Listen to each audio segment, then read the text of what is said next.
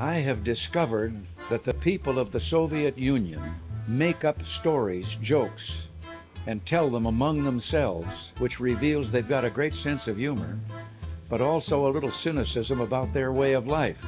The story has it that I and Gorbachev were in his limousine, and I had the head of our Secret Service unit, and he had his chief security man with him, and we were sightseeing. And we got out to where there was a waterfall, and the Secretary General Gorbachev said to my man, "Go ahead, jump, go over the fall." And my man said, "I've got a wife and 3 kids." So he turned to his own man and said, "Go on, jump, go over the fall." And he did. My man went down the rocks around the fall to see if he could be of help, and there he was down there wringing out his shirt. And he said, "When he told you to jump and go over the falls, why did you do that?"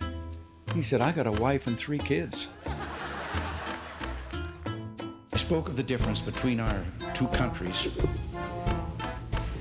I try to follow the humor of the Russian people. We don't hear much about the Russian people. We hear about the Russian leaders. But you can learn a lot because they do have a sense of humor, and you can learn from the jokes they're telling. And one of the most recent jokes I found kind of, well, personally interesting. Maybe you might tell you something about their country. The joke they tell is that an American and a Russian were arguing about the differences between our two countries. And the American said, "Look, in my country, I can walk into the Oval Office, I can hit the desk with my fist and say, 'President Reagan, I don't like the way you're governing the United States.'" And the Russian said, "I can do that." The American said, "What?"